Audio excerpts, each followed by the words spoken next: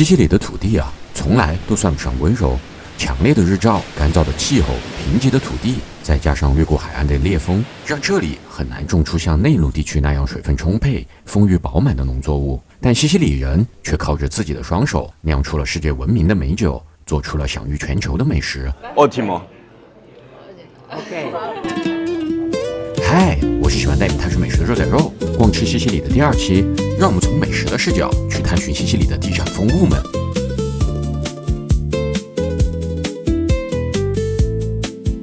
我的天，這個膠原蛋白！第一站，我們來到的是這座島的西海岸，這裡啊是世界聞名的酒產地之一馬薩拉。讓我們一起來看看西西里人是如何將一顆顆在海風和鹽霧中長大的葡萄榨成風味醇厚、遠銷世界的瑪莎拉酒吧。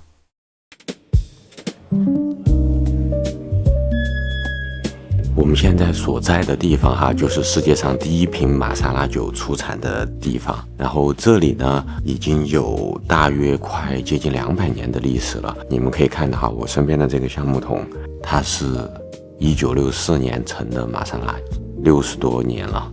哇，走在這裡面真的就是被橡木，然後混合着一點點酒味，還有潮濕，然後泥土霉菌的那個味道給包裹住了哈。不過瑪莎拉酒也真的是很有意思啊，它的誕生本來就非常的意外，它是一個英國人在發現了西西里當地的葡萄酒之後，想把它運回英國去賣的這個契機哈，在葡萄酒裡加入了蒸餾酒，提高了酒精濃度。因為當時的物流還不那麼發達嘛，為了在海運的路程上保質期更長，所以就選擇了這種辦法，意外的創造出了瑪莎拉酒的配方，然後快200年延續到現在，就一直用的是目前的這個方法了。當然經過這麼多年的發展哈，瑪莎拉酒早就已經是聞名全世界的意大利名酒了哈。意大利人或者西西里人有多愛瑪莎拉酒呢？他們真的是做甜點的时候能加一點瑪莎拉酒，就絕對不會放過這個機會。提拉米蘇裡邊有瑪莎拉酒，我們吃的干諾里的麵皮酥皮裡邊有瑪莎拉酒，然後著名的甜點意大利甜點沙巴雍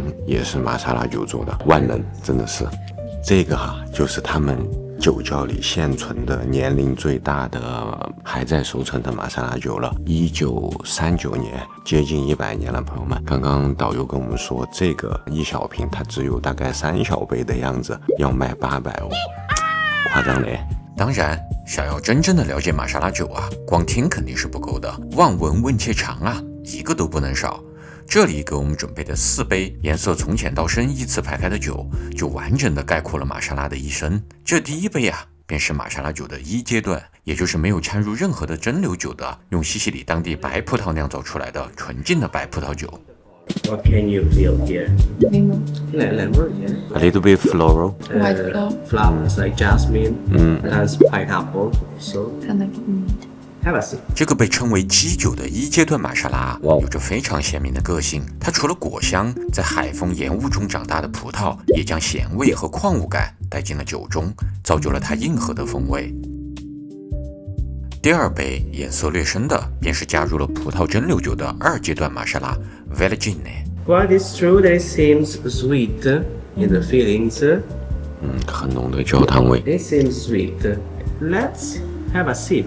Let's see if it's sweet or not. 哇哦，它雖然有很濃的焦糖味和蜂蜜的味道，但是一點都不甜。 It's completely dry. 沒錯，它神奇的地方就在於濃郁的焦糖和蜂蜜香啊，始於鼻腔，卻止於口舌，一點甜味都嘗不到。 No sweet at all。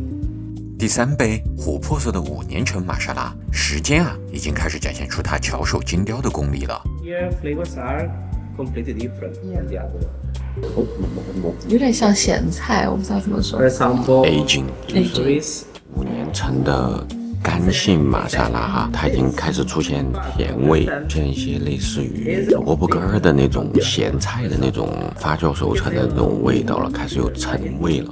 而第4杯焦糖色的16年完全體瑪莎拉啊，御酒迷香這4個字用在它身上，可以說是再合適不過了。這個16年陳的就已經是白蘭地的那種風味了，然後香草、焦糖、濃重的那種葡萄發酵的那種熟成的味道。来 here cheers。 Salute. Salute. 所以我觉得比你的哇。它真的就是一种介于葡萄酒跟白蘭地之間完全体玛莎拉酒哈。 When we are close to the sea, also the wine will have more. 不过俗话都说美酒得配美食嘛，一大早就跑过来空腹品酒的我们啊，早就已經是饥腸轆轆，開胃開到一頭牛都吃得下去了。於是，在酒廠小哥的口中，我們問到了一家本地有口皆碑的土菜館子，然後立馬直奔而去。這一上來，我們也不多廢話，先點了一份本地經典的開心果青醬意麵，墊個底再說。這個是西西里特有的扭麵，叫布西亞蒂，它其實就是用一根棍子把意麵做成了這種螺旋狀哈。然後這個也是他們經典的蝦仁青醬口味哈，放了超多的開心果，然後還有辣椒碎，你們肉少愛瘋了。哇 ，Q 彈筋道。醬汁味道也很足，它這個開心果蒜和辣椒的味型哈，實在太符合我們中國人的口味了。精華，朋友們，精華。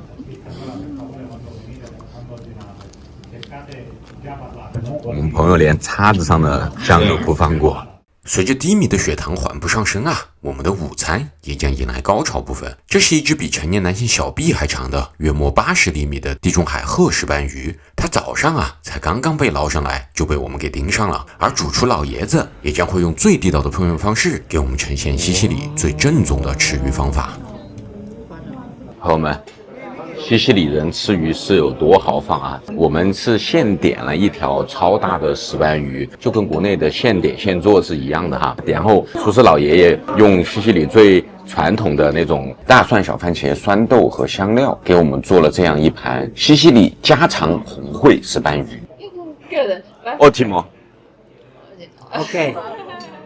然後你們肉嫂還想到了一個超高智商的做法哈，他點了一個西西里當地的 couscous作為米飯，然後我們把魚湯澆上去。OK。Grazie。朋友們，這可是吸飽了那麼大一條石斑魚湯的奧斯米亞。在我們成都啊，對做魚做得好最大的褒獎，就是說把這碗魚的料拿去下一碗麵，這個啊就是同樣的道理。它絕就絕在這個魚皮給這個湯起到了增稠增鮮的作用。現在它完全的包裹在這個米粒上了。湯，因為 couscous 就很吸湯嘛，很絕。Nice。好吃好吃好吃。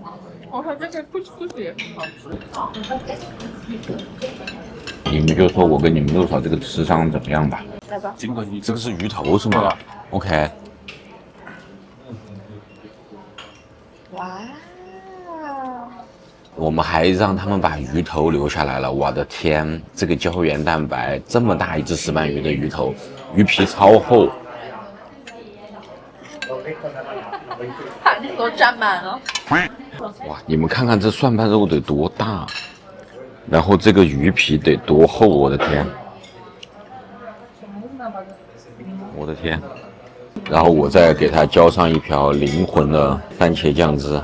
這個魚皮我估計已經有3到5毫米厚了，真的很誇張。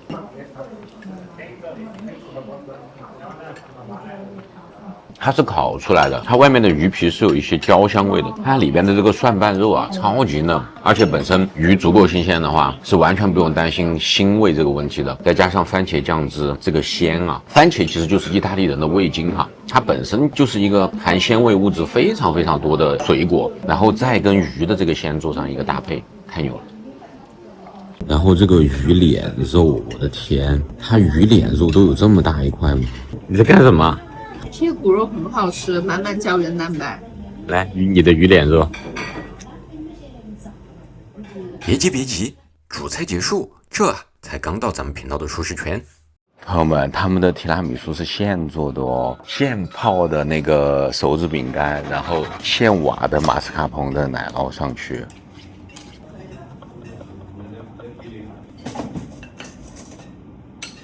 Grazie。情緒價值給到滿。情緒價值給到滿。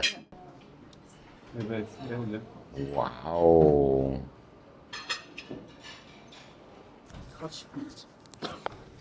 我吸了一口巧克力粉。这个是你们肉草的一个弱点啊，他每次吃提拉米苏都被巧克力粉呛到。之前咱们評論區也有小夥伴問這個問題哈，吃它提拉米蘇怎麼樣才能不被巧克力粉嗆到？你吃的時候跟同事吸氣就好了，好吃不？好吃。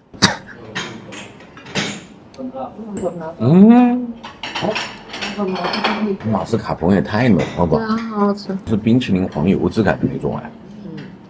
我覺得這提拉米蘇最經典的有3個地方，第一是它的馬斯卡彭特別的重，脂肪含量高。好的馬斯卡彭，它的脂肪含量是比鮮奶油還要高的，而且它沒有怎麼打發，所以吃下去的口感是那種像融化黃油的那種質感一樣，很厚，很奶香。第二就是意式濃縮，這個提拉米蘇跟我們在其他地方吃到提拉米蘇的很大的區別就是咖啡超級濃郁，它加了應該是至少有2杯意式濃縮下去，周子餅乾是完全泡透了的啊，非常非常香的咖啡味。意大利的意式濃縮真的是有點東西的。然後第3點就是點睛之筆，我們今天參觀的瑪莎拉酒，就是整體的這個層次就上去了，真的。好吃的提拉米蘇非常簡單，但是它好吃的程度非常誇張。哎，不知道你們有沒有興趣看一看我來復刻正宗的意大利的提拉米蘇呢？彈幕留言評論告訴我。有點東西，他們家魚做的這麼好吃，天天不可能難吃的。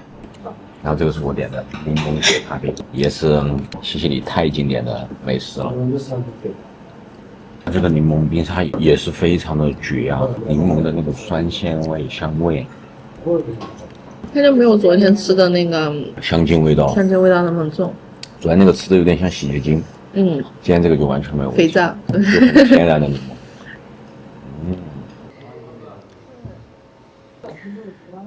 因為他們家提拉米蘇太好吃了，所以我決定再點一個他們家的嘎諾羅來試一試，看看他們家的這個甜品又能做出什麼樣的新高度啊！他們家的這個嘎諾羅也是現制的，而且跟那種現甜的還不太一樣，它是用盤式甜點的邏輯啊，把它給打碎了，先是一大勺新鮮的里கோ塔 cheese， 然後再加上各種不同的元素哈，最後組成了這麼一盤破碎版的嘎諾羅。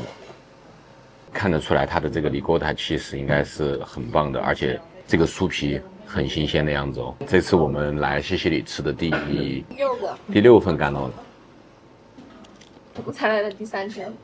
它的里கோ塔起司很香，就是你能明顯吃得出來羊奶的那種醇厚和羊奶獨特的那股奶香味哈，但是甜度有點爆表。不行，我覺得這個東西還是得減點糖才行。但是很香了，它裡邊還有點橙子的味道，蠻好吃的，橙子巧克力的味道。朋友們，我們現在已經出來了哈，這一餐我們4個人一共是吃了360多歐，其中那個魚哈，就是那個超大的石斑魚，重達5公斤，也就是10斤啊，一共是花了我們288歐，它是58歐1公斤的價格來這樣給我們算的。說實話，真的非常的好吃，我們到最後都沒能完全吃完哈，真的其實還是蠻可惜的，但4個人就扶牆出來，當然他們家的甜點也非常非常的棒哈，我真的覺得記憶深刻的一餐。而且肉嫂剛剛摟了眼小餐廳哈，他們家的酒窖非常的厲害，裡邊有很多很棒的香檳，沙龍香檳。朋友說在香港要賣大概1-2萬塊錢一瓶左右的這種。如果有機會你們能夠來參觀瑪莎拉酒廠或者來這邊玩，可以來這家餐廳，記住很厲害很厲害。這個石斑魚啊，應該也是我這麼多年以來印象非常深刻的一餐了。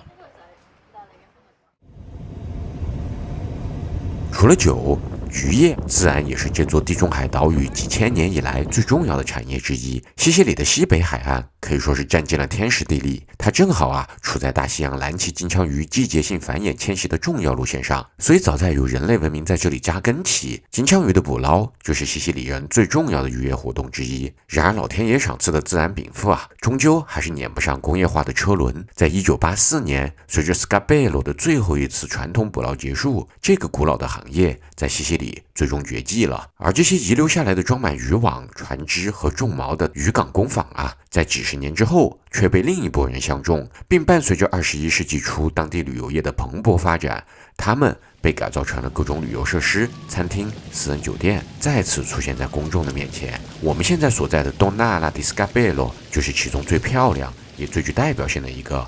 這個幾百年前的金槍魚罐頭廠啊，如今搖身一變，成為了在西西里最貴的私人酒店和海灘。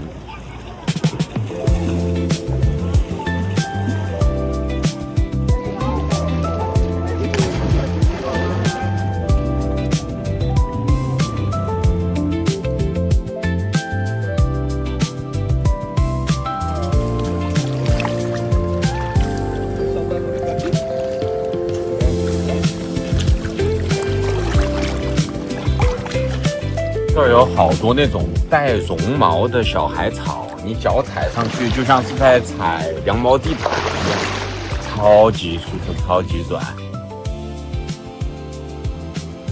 很好很好。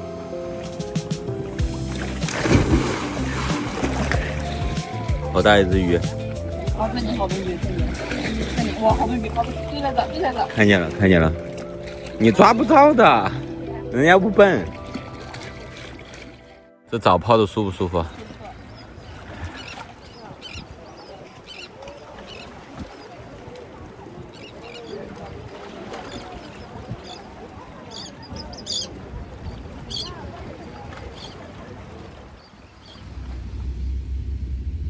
離開海岸，在西西里漫長的歷史中啊，還有一個產業深刻改變了這裡的飲食文化。或許很多小夥伴啊已經猜得七七八八了，沒錯，那就是糖。在中世紀的歐洲啊，蔗糖還是價格昂貴的奢侈品。但那時，在阿拉伯統治之下的西西里啊，甘蔗種植、製糖技術迅速發展，讓這座小島成為了甘蔗進入歐洲最早也是最重要的生產中心之一。雖然今天啊，甘蔗早已不再是西西里的重要作物，但這個曾經真正富得冒糖的地方啊，卻把吃甜這件事深深嵌入到了自己的飲食文化基因當中。你們看哈，這家也是有做那種非常傳統的杏仁糖的、杏仁夾水果的，但是我不可能再吃了，太可怕了。而在我們來到的這座山城古鎮 Castelbuono 裡邊，就藏着一位大宗師級的甜點大師。他憑借着西西里的自然稟賦和甜味基因啊，將自己拿手的意式傳統糕點做到了世界聞名。哇哦！這家哈是西西里最棒的班納多尼潘納托尼。看過咱們吃懂潘納托尼的老夥伴們應該知道這個是什麼東西啊？意大利非常非常傳統的節日麵包，它好吃的點就在於致死的黃油量以及中間的果乾。為什麼西西里有意大利最好的潘納多尼之一？這個原因很簡單，因為西西里產全意大利最好的糖漬陳皮、糖漬檸檬皮以及開心果，這些東西都是班納多尼調味必不可少的、最經典的、突出班納多尼特色的味道。這個是他們的夏天版本哈，它用的是芒果和百香果來做的 vanilla and mango and chocolate passion fruit chocolate passion fruit 好香。就是超它的口感比戚風蛋糕還輕盈，帶着超級濃郁的黃油香和芒果、百香果的那個香味，好吃好吃，不愧是第一。So this is the traditional panettone with Sicilian candied orange, raisin, the Malvasia wine, Marsala wine. 這個是他們的經典版本的班納多尼。那時候還給我加了根葡萄乾。西西里本地的葡萄乾，然後西西里的糖漬陳皮，然後他們還加了瑪莎拉酒，哇，就是這個複合的香味已經爆棚了，就是它香味的濃度已經超過聞一款香水的這種感覺了，並且它是有層次的，它表達出了葡萄不同的層次的香味。讓我們來試試味道，迫不及待。這個很好吃。這個和剛才的夏季版本的潘納多呢，就是又像又不像。像的是口感都那麼輕盈，那麼的有黃油味，然後但是它又多了一股酒香味。啊，我愛上他家。我太喜歡它的那個香味的层次了。本果的果香加上果干的香味，然后再加上发酵后熟成后的那种它转化为酒的那种酒精的香味，就是各种不同的香味混杂在一起，太香了。就你咀嚼的时候哈，那香气就不断的往你鼻子里冲，就每一口你是能感受到那种愉悦的香味跟香调感，很厲害。只不过没想到后面還有更夯的等着我們啊 Pistacchio。OK Io studio italiano 它是沒有加果乾的原味的panettone，但是它上面給了超大一坨開心果醬。我嘗了一下這個開心果，也太濃了。哦，就是開心果在西西里非常的出名，是他們很出名的一個特產。在巴黎，如果說你用高品質的開心果的話，你會寫上來自西西里的開心果，非常香的味道。哇，它這個開心果醬濃到什麼程度啊？就你在嘴巴裡咀嚼的時候，它會粘在你的上牙膛上面，然後那個堅果的香氣就會在你的口腔裡面擴散開，你是需要用口水慢慢去把它給融化掉，它才能吞得下去的，就是超級濃。所以這裡的話，這個城市距離切法盧大概是30分鐘的車程。如果來到切法盧的朋友們，就不妨來到這個山城參觀一下這個城市，然後試一下他們家的甜點，非常好吃。就沒想到哈，這樣一個山裡邊藏着的中世紀小鎮能有這樣一家頂級水平的世界級的出名的panettone店，非常有意思。然後他們家還有冰淇淋哈，朋友們，肉嫂要了一個口味非常有意思，叫曼娜，就是某一種樹切開了之後它留下來的樹葉，就是樹枝樹蠟，有點草本的味道，然後它沒有那麼甜，它的甜度會比正常低。OK， 它其實是一種甜味劑是吧？對，然後也有人用來做化妝品，然後做保健品這樣的，蠻清爽的。然後我點的就是非常經典的Pistacchio 還有 caffè 這兩個來西西里繞不開的東西。Buongiorno e benvenuti a tutti da Fiasconaro. Vi aspettiamo da Fiasconaro. Ciao. 好啦，咱們逛吃西西里的第2期就這樣接近尾聲了。不知道這一期內容裡邊你們最喜歡的、最感興趣的是哪一部分呢？歡迎彈幕留言評論告訴我們，也非常歡迎你們把這期視頻分享給你身邊喜歡意大利、喜歡西西里、喜歡去探尋各種不同美食的朋友們。我們在切法羅這個小鎮啊，然後這裡是一個1514年修的一個公共洗衣房，然後發現了這裡居然有拍婚紗照，然後我們就覺得很好奇為什麼，然後呢一查才知道，原來其實在意大利文化裡面呢，這個洗衣房它是象徵着就是共同生活的開始。水在意大利的文化代表的是生命純潔，然後愛情長久，然後這個泉水呢也是流了幾百年，源源不斷，然後也是象徵着愛情源源不斷的意思。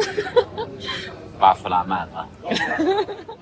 如果你還喜歡這期視頻的話，請記得一定要幫我們點讚、轉發、投幣、收藏、一鍵3連。如果你還想跟我們一起去探索和製作更多的美食，那麼請你一定要關注和訂閱我們的頻道。逛吃西西里的第3期，我們將去到西西里的首府巴勒莫，感受這座城市白天和夜晚各自不同的魅力。那麼咱們這期視頻就先這樣，下期視頻再見 ，Peace out。